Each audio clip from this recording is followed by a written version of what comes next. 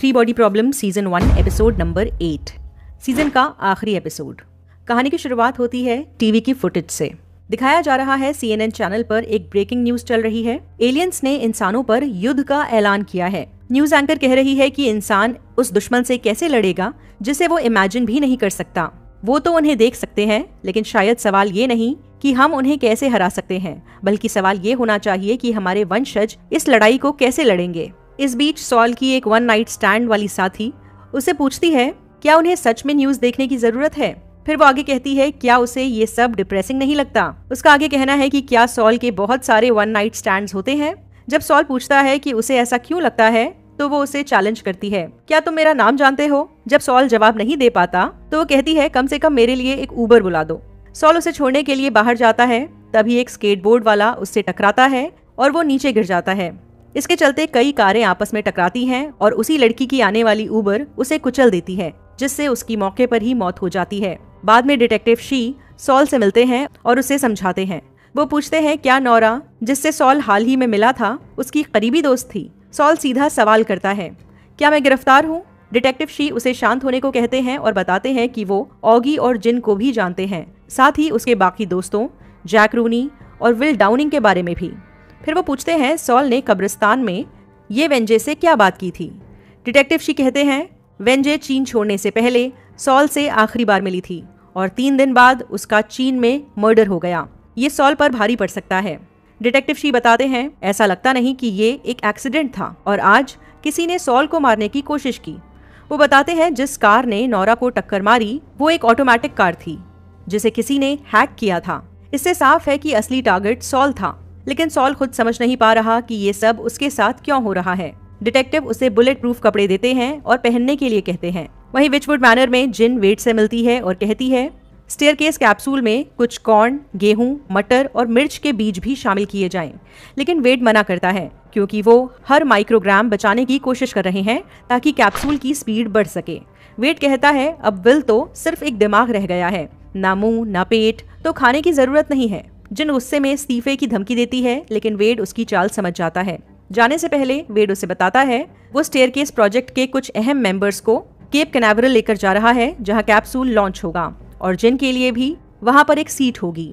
उधर सॉल और detective she एक अनजान जगह पर पहुंचते हैं। यहाँ एक आदमी खुद को सेबेस्टियन केंट बताता है। वो कहता है वो सॉल से मिलकर सम्मानित महसूस कर रहा है। फिर वो उसे अमेरिका में मौजूद यूनाइटेड स्टेट्स के हेडक्वार्टर्स में लेकर जाते हैं। आखिरकार सॉल को बताया जाता है कि उसे वॉलफेसर प्रोजेक्ट में भर्ती किया गया है। यूनाइटेड नेशंस की महासचिव लिलियन जोसेफ मीटिंग में कहती हैं मानव जाति युद्ध का सामना कर रही है। हो सकता है सैंटी से असली युद्ध सदियों बाद लड़ा जाए, लेकिन तैयारी अभी से करनी होगी। वो बताती है कि दुश्मन हमें पूरी तरह पढ़ सकता है जैसे कोई खुली किताब, लेकिन फिर भी इंसान के पास कुछ राज होते हैं। सोफॉन्स बहुत ताकतवर हैं, लेकिन वो सब कुछ नहीं कर सकते। वो दिमाग नहीं पढ़ सकते। इसी आधार पर वॉलफेसर प्रोजेक्ट बना है। 3 लोगों को चुना गया है जो अपने दिमाग में ही स्ट्रैटेजी तैयार करेंगे बिना किसी को बताए। पहले है जनरल होबोलिन जो युद्ध के इतिहास में एक्सपर्ट हैं। दूसरी है प्रोफेसर लायला एरिक जिन्होंने आइसिस के खिलाफ युद्ध लड़ा था। और तीसरा नाम सुनकर सॉल चौंक जाता है, ये खुद उसका नाम है। लिलियन बताती है कि सॉल ऑक्सफोर्ड का एक साइंटिस्ट है। उसने कई महान दिमागों के साथ काम किया है। सॉल कुछ अनमने ढंग से मंच पर जाता है, लेकिन इस इवेंट का बाकी हिस्सा जैसे सुन होकर सुनता है। बाद में सॉल लिलियन से कहता है कि ये गलती है। वो एक आम रिसर्चर है, ना कि कोई लीडर। वो ये काम नहीं करना चाहता। लेकिन यूनाइटेड नेशंस की महासचिव कहती हैं ये मायने नहीं रखता कि वो खुद को वॉलफेसर मानता है या नहीं। मायने ये रखता है कि जो लोग उसे देख रहे हैं वो इस बात को मानते हैं। बाहर निकलते ही उस पर गोली चला दी जाती है, लेकिन उसकी बुलेट प्रूफ जैकेट उसे बचा लेती है। इस बीच केप कैनावरल में स्टेयरकेस कैप्सूल लॉन्च होता है। विल का दिमाग उसमें बंद है और जिन की इन्वेंशन की मदद से उसे स्पेस में ढकेला जाता है। पहला न्यूक्लियर डेटोनेशन कामयाब होता है, फिर दूसरा भी, लेकिन तभी एक नैनो फाइबर तार टूट जाती है और कैप्सूल ट्रेजेक्ट्री से भटक जाता है। अब विल का दिमाग अनिश्चित काल तक अंतरिक्ष में तैरता रहेगा। दिखाया जाता है कि वेड अपने प्राइवेट जेट में बैठा है जब उसे सोफॉन AI से संदेश मिलता है। उनका कहना है हम जानते हैं कि तुम मजबूत लीडर हो और हमारे प्लान में तुम्हारी भी जगह है। फिर स्क्रीन पर काउंटडाउन दिखता है और जब तक ये 0 पर पहुंचता है वेड खुद को मरा हुआ दिखता है। उसकी आंखें निकाल ली गई हैं। बेसिकली सोफॉन उसे विजन दिखा रहे हैं। उधर सॉल जिन से पूछता है कि अब विल का कैप्सूल अंतरिक्ष में कब तक रहेगा। जिन जवाब देती है करीब 6000 साल में वो किसी स्टार तक पहुंचेगा और 5 मिलियन साल में मिल्की वे से बाहर निकल जाएगा। सॉल और जिन दुखी होते हैं और क्लेरेंस उन्हें बाहर ले जाता है। वो उन्हें पेड़ों के पास झिंगुर को सुनने को कहता है। इंसानों ने इन्हें मारने की कोशिश की, लेकिन वो जिंदा हैं। कभी जहरीली दवाई दी, कभी आग, कभी जहर, फिर भी वो बच गए। सॉल पूछता है, क्या हम भी ऐसे ही लड़ पाएंगे? क्लेरेंस मुस्कुराता है और कहता है, शायद, लेकिन हमें कोशिश करनी होगी। बेसिकली वो इंसानों को कीड़ों से कंपेयर कर रहा है और ये भी कि कीड़ों को मारना आसान नहीं होता। सोफॉन इंसानों को भले ही कम समझ रहे हों, लेकिन इंसान सच में इतने कमतर भी नहीं। इसी के साथ खत्म होता है ये सीजन। जब सैंटी नाम के एलियंस ने अर्थ को इन्वेड करने का प्लान बनाया, उन्होंने सोफॉन्स भेजे। छोटी सी प्रोटॉन साइज टेक्नोलॉजी और कम्युनिकेशन पर नजर रखती है। ये सोफॉन्स हर जगह हैं, आपके फोन में, सैटेलाइट्स में, लैब एक्सपेरिमेंट्स में। ये किसी भी सीक्रेट को फौरन लीक कर सकते हैं। पर एक जगह है जहां ये सोफॉन्स घुस नहीं सकते, इंसान का दिमाग। इसी कमजोरी का इस्तेमाल करने के लिए यूएन ने शुरू किया वॉलफेसर प्रोजेक्ट।